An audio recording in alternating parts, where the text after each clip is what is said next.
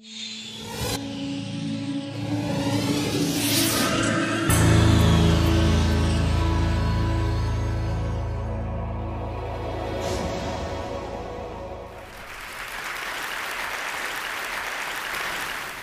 wouldn't it be amazing if our phones could see the world in the same way that we do? As we're walking around, being able to point the phone at anything, and then have it actually recognize images and objects like the human brain, and then be able to pull in information from an almost infinite library of knowledge and experience and ideas.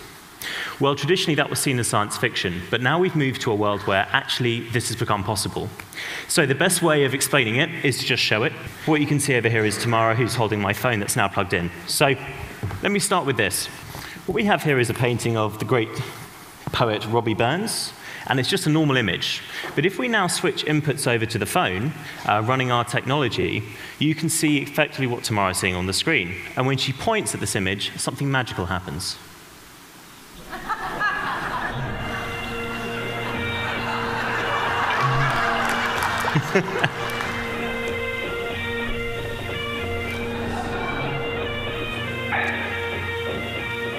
Now summer blinks on flowery. Now, what's great about this is there's no trickery here. There's nothing done to this image. And what's great about this is the technology is actually allowing the phone to start to see and understand, much like how the human brain does.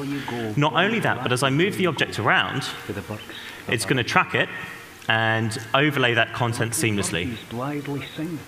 Again, the thing that's incredible about this is how advanced these devices have become. All the processing to do that was actually done on the device itself. Now, this has applications everywhere, whether in things like art and museums, like you just saw, or in the world of, say, advertising or print journalism. So a newspaper becomes out of date as soon as it's printed. Here is this morning's newspaper, and we have some Wimbledon news, which is great. Now what we can do is point at the front of the newspaper and immediately get the bulletin. You adapt, and you have to be flexible. You have to be willing to change direction at a split second. And she does all that. She's won this title. And that linking of the digital content to something that's physical is what we call an aura. And I'll be using that term a little bit as we go through the talk. So what's great about this is it isn't just a faster and more convenient way to get information in the real world, but there are times when actually using this medium allows you to be able to display information in a way that was never before possible. So what I have here is a wireless router. My American colleagues have told me I've got to call it a router so that everyone here understands. But nonetheless, here is the device. So now what I can do is, rather than getting the instructions for the device online, I can simply point at it, the device is recognized, and then begin by plugging in the grey ADSL cable, then connect the power, finally the yellow Ethernet cable. Congratulations, you have now completed setup. Awesome, thank you. The incredible work that made that possible was done here in the UK by scientists at Cambridge. And they work in our offices, and I've got a lovely picture of them here. They couldn't all be on stage, but we're going to bring their aura to the stage, so here they are.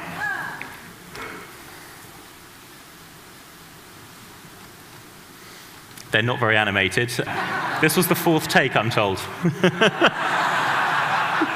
Okay. So as we're talking about Cambridge, let's now move on to technical advancements, because since we started putting this technology on mobile phones less than 12 months ago, the speed and the processor in these devices has grown at a really phenomenal rate. And that means that I can now take cinema-quality 3D models and place them in the world around me. So I have one over here.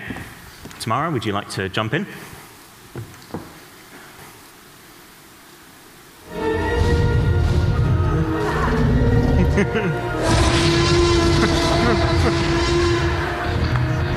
Actually,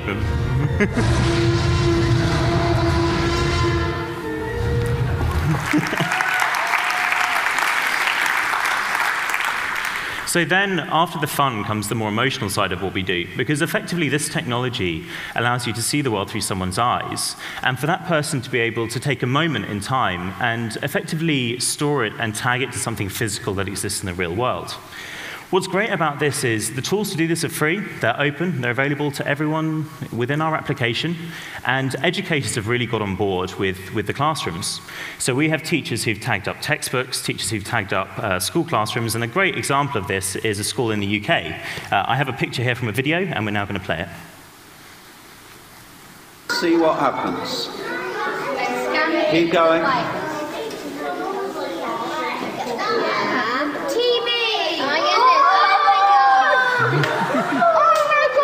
Now move it either side, see what happens.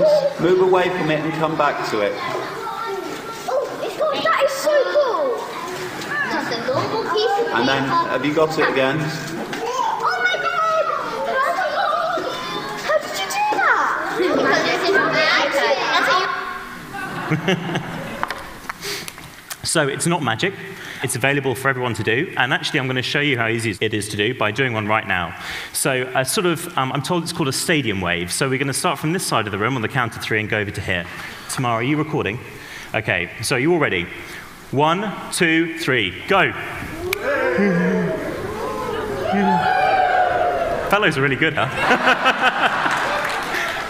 Okay, now we're going to switch back into the Aurasma application, and what Tamara's going to do is tag that video that we just took onto my badge so that I can remember it forever. Now, we have lots of people who are doing this already, and we've talked a little bit about the educational side. On the emotional side, we have people who've done things like sent postcards and Christmas cards back to their family with little messages on. We have people who have, for example, taken the inside of the engine bay of an old car and tagged up different components within an engine so that if you're stuck and you want to find out more, you can point and discover the information. We're all very, very familiar with the internet. In the last 20 years, it's really changed the way that we live and work and the way that we see the world. And what's great is we sort of think this is the next paradigm shift, because now we can literally take the content that we share, we discover, and that we enjoy, and make it a part of the world around us. It's completely free to download this application. If you have a good Wi-Fi connection or 3G, this process is very, very quick. Oh, there we are. We can save it now. It's just going to do a tiny bit of processing to convert that image that we just took into a sort of digital fingerprint. And the great thing is, if you're a professional user, so a newspaper, the tools are pretty much identical to what we've just used to create this demonstration. The only difference is that you've got the ability to add in links and slightly more content. Are you now ready? We're ready to go. OK, so I'm told we're ready, which means we can now point at the image, and there you all are. 1, 2, 3, go! Well done. We've been Aurasma. Thank you.